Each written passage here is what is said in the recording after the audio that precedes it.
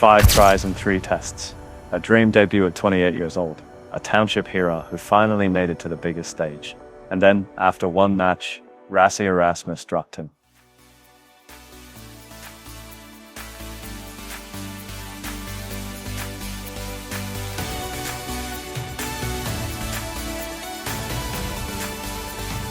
No warning, no second chance, just gone.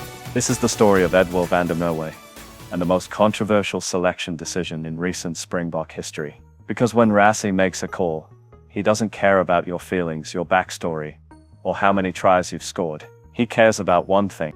Can you be trusted when it matters most? And if the answer is no, even for one afternoon, you're out. This is why people either worship Rassie or think he's gone too far. And after hearing this story, you'll have to pick a side. Edwill van der Merwe wasn't supposed to make it. Not really. When you come from Kylemore, a small township outside Stellenbosch, the path to Springbok rugby isn't exactly paved with gold. This is the same community that produced Herschel Jantjes, another World Cup winner who defied the odds. When Edwill finally got the call at 28 years old, he wasn't just representing himself. He was carrying the dreams of everyone who came before him. Everyone who'd been overlooked. Everyone who took the long way around. 28 is old in rugby terms. Most players who make it to test level get there by 23, maybe 25 at the latest. By 28 you're supposed to be established or forgotten. Edwill spent 4 years outside the traditional franchise youth systems, grinding away while others with better connections got their chances first. He wasn't in the alignment camps. He wasn't on anyone's radar until Rassie Erasmus decided to take a look. And when Rassie looks at you differently than everyone else has, things tend to happen fast. The debut came against Wales, player of the match, not just a participation trophy either. He genuinely dominated. Rassie said something interesting afterward. He mentioned that Edwill being 28 slotted in easier than some younger players might have. There was a maturity there, a readiness that only comes from waiting, from wanting it so badly that when the moment arrives, you're not overwhelmed by it. You're just ready. Edwill had even postponed his honeymoon to watch Formula 1 in Spain and Rome when he got the call. You don't say no to Rassie Erasmus. You don't say no to the Springboks. 3 tests, 5 tries. The numbers don't lie. He wasn't just making up the numbers or getting lucky bounce opportunities. He was finishing chances, reading space. Back in Kylemore, they made posters at the primary school. Little kids who looked like him suddenly had someone to point to and say, that's possible for me too. Edwill wore 70608 on his wrist tape, the area code for his home. This wasn't about personal glory. This was about proving that the system could work for everyone, not just the connected few. Then came one match that changed everything. Australia came to Ellis Park and South Africa lost badly. The final score was 38-22. The defense collapsed, and in Rassie's system, wrong has consequences. For that loss, Rassie made his move. 4 players were dropped or ruled out for the next match. Edwill was one of them. Not injured, not rotated, dropped. The message was clear and it echoed through South African rugby like a thunderclap. Your previous tries don't buy you insurance against defensive mistakes. Your story doesn't protect you from accountability. The Springboks don't do sentiment. Now, here's where people split into camps. One side looks at this and sees cruelty. How do you give a 28-year-old his dream? Watch him score 5 tries in 5 tests, and then cut him loose after one bad performance. Where's the loyalty? Where's the patience? This is a player who worked harder than most to get there, who represented something bigger than himself, who delivered results week after week. Surely that earns him more than one chance to get it right defensively. Surely Rassie could have coached him through it, worked with him, given him time to adjust. The other side sees something completely different. They see the ruthless standard that keeps South Africa at the top of world rugby.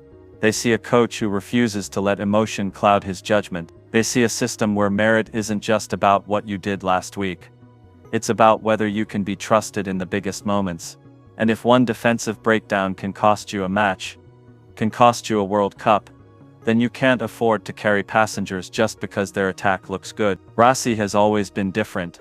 He's never been the warm and fuzzy type who talks about family and togetherness while ignoring performance. He'll find talent in places others won't look, give chances to players others have written off, and believe in late bloomers when everyone else wants young stars. But the flip side of that belief is brutal honesty. If you're not the best option right now, you don't play. It doesn't matter what your backstory is. It doesn't matter who's cheering for you back home. The jersey doesn't care about your feelings. This philosophy has made Rassie one of the most successful coaches in rugby history. Back-to-back World Cup wins don't happen by accident. They happen because every single player knows that their place is earned daily, not guaranteed by past performance.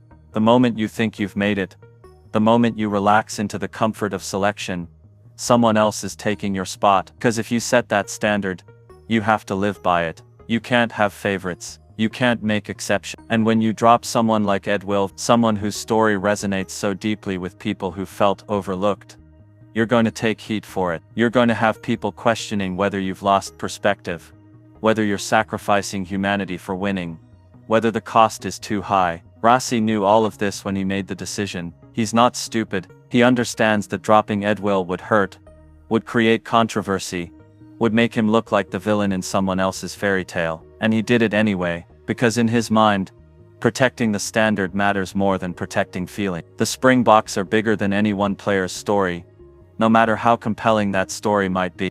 So what does this mean for Edwill? Is his international career over? Not necessarily. Rassie's system isn't about permanent exile. It's about proving you belong right now. Players have come back from being dropped before. They've worked on their weaknesses, shown they've learned, and earned their way back in. The question people keep asking is whether one bad performance should outweigh 5 excellent ones. It's a fair question. In most workplaces, you'd get coaching, feedback, a performance improvement plan. You wouldn't get fired immediately. But Test rugby isn't most workplaces.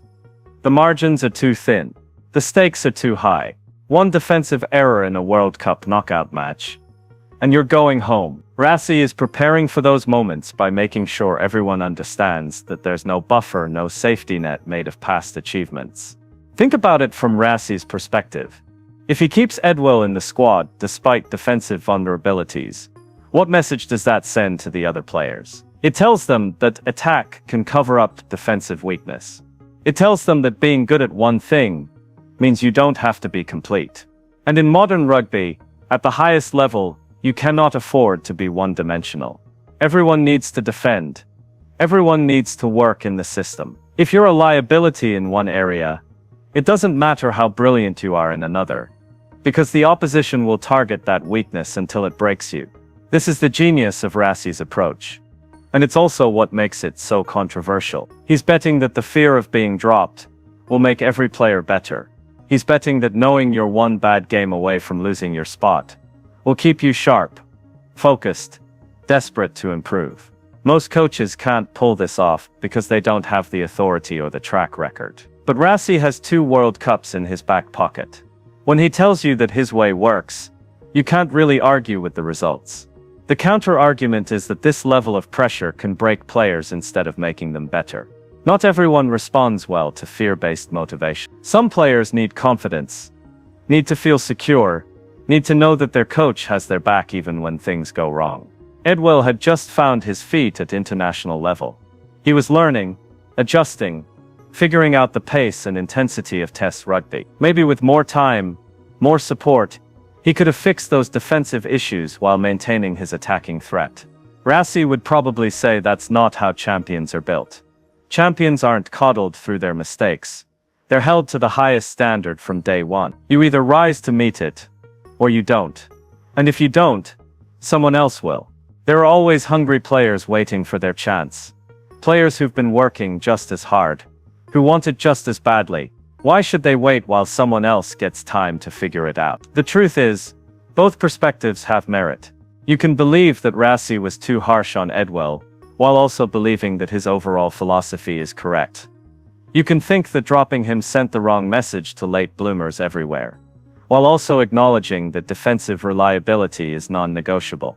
This isn't a simple story with a clear good guy and bad guy. It's a complex situation where reasonable people can disagree about the right approach. What makes this story even more interesting is what it reveals about the modern Springboks. This isn't a team built on star power or individual brilliance. It's built on collective responsibility and mutual accountability. Everyone defends. Everyone carries. Rassie isn't looking for players who are great at one thing. He's looking for players who are excellent at everything, or at least competent enough that they won't be targeted. Edwill's attacking ability was never in question. 5 tries in 5 tests proves that.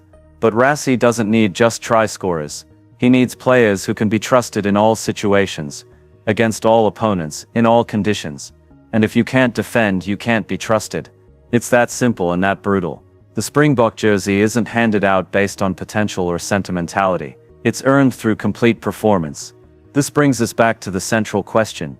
Did Rassie make the right call? The honest answer is we won't know for years. If the Springboks continue winning major tournaments, if the players who replaced Edwill perform better, if the standard Rassie set continues to drive excellence, then history will say he was right. If dropping talented players like Edwill costs South Africa in the long run, if it discourages late bloomers from believing they have a chance, if it creates a culture of fear instead of excellence, then maybe he was wrong.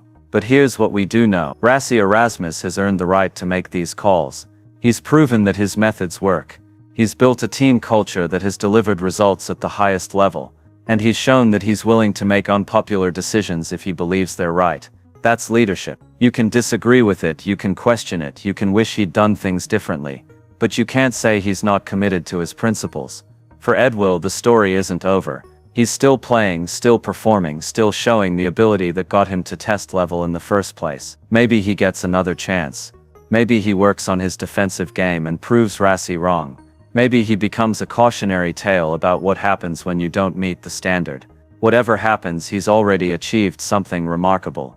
He made it to the Springboks at 28. He scored 5 tries. He represented his community on the biggest stage.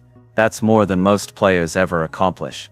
The bigger picture is about what kind of culture wins championships. Is it one where loyalty and patience allow players to develop? Or is it one where ruthless meritocracy ensures only the best survive? Rassie has made his choice. He believes that protecting the standard, even when it hurts, even when it costs him public support, is what keeps South Africa on top. He believes that every player needs to know their place is temporary, earned daily, and dependent on complete performance. You might not agree with that approach. You might think there's a better way to build a winning team, but you can't argue with 2 World Cups. You can't argue with the success that comes from refusing to compromise on standards. And you can't argue that Rassie doesn't have the courage to make the hard calls, even when they make him look like the villain. That's what separates good coaches from great ones. The willingness to be wrong in pursuit of what they believe is right. So was Rassie's decision brutal? Absolutely. Did it save the Springboks? That depends on what you value more, individual stories or collective success. But one thing is certain, as long as Rassie Erasmus is in charge, no one is safe, no one is guaranteed, and no one gets a pass based on past performance. And maybe, just maybe, that's exactly why South Africa keeps winning.